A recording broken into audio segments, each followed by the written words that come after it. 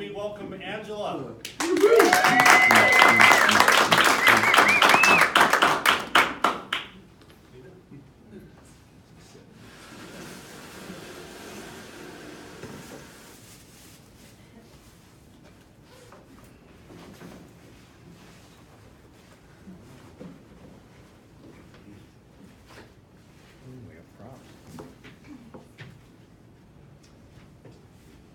Morning, everyone.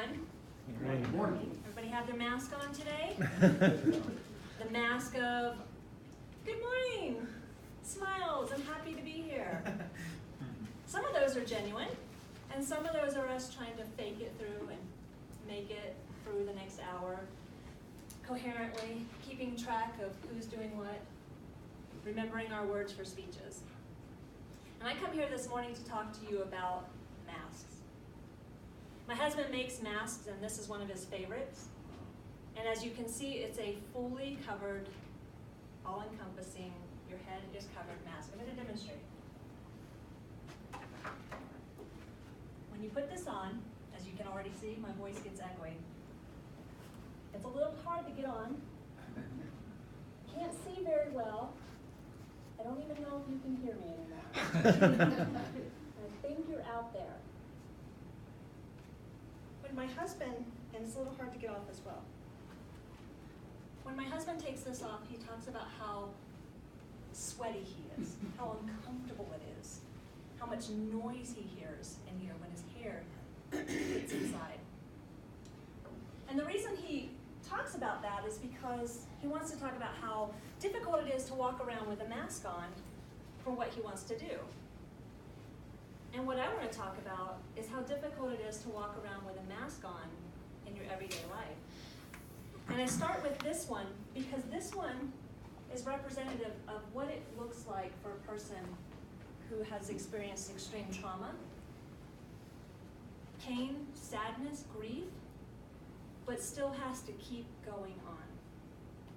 And this mask can take several forms. The mask might be, I'm trying to appear like everything is fine. And behind this mask, you couldn't tell if I was sticking my tongue out at you, if I was crying, if I had my eyes shut real tight so that I can't feel, see, hear, understand what's going on out there. I'm blocked off behind this mask. This can be protection, and this can also be a shield from everything that a person is trying to heal from or grow into. With healing, hopefully, we get that mask off and we start to reach a point where we can start to see a little bit more. So this mask, now you can see a person's eyes, which, as they say, are the windows to the soul. You can see when somebody's smiling, but it doesn't reach the eyes. You can tell when somebody's telling you they're just fine, but their eyes betray how fine they are. So as I demonstrate again, still not an easy mask to put on, but I can breathe a little bit more. You can see what's going on a little bit, but I still have a measure of protection around me. I'm still holding back and pretending to be someone else. Still a little bit difficult to take off, but it gets easier. And the reason why I talk about the mask being hard to put on and hard to take off is because when we're talking about how we can invite someone to be more real with us, we have to understand that that mask didn't go on easily, and it's not going to come off easily. And let me tell you what that sounds like. It's been a year, get over it. It's been 20 years, why aren't you better yet?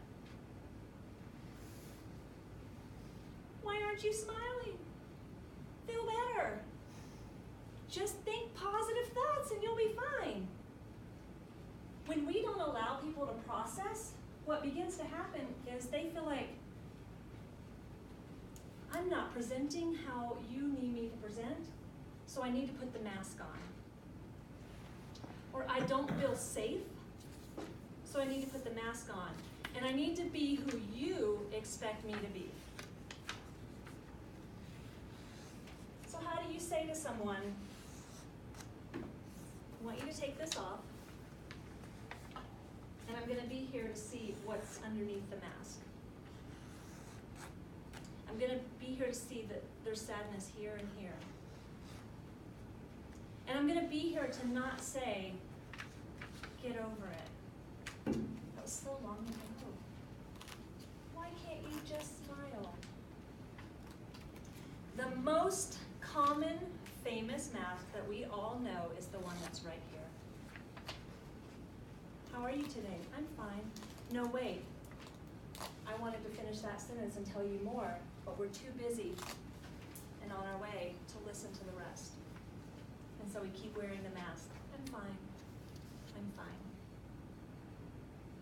What does it take then to move from I'm fine to actually things are really hard right now? My heart hurts. I lost someone I love.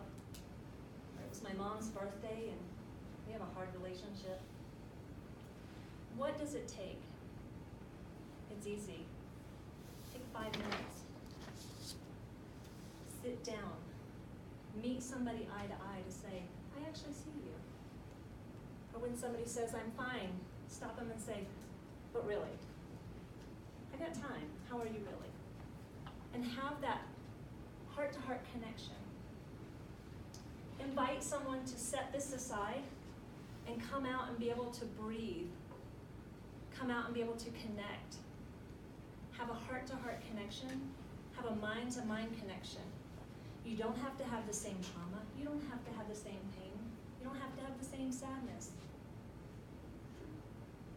But what you do have to have is some compassion and empathy to say, I'm right here. I'm ready to listen.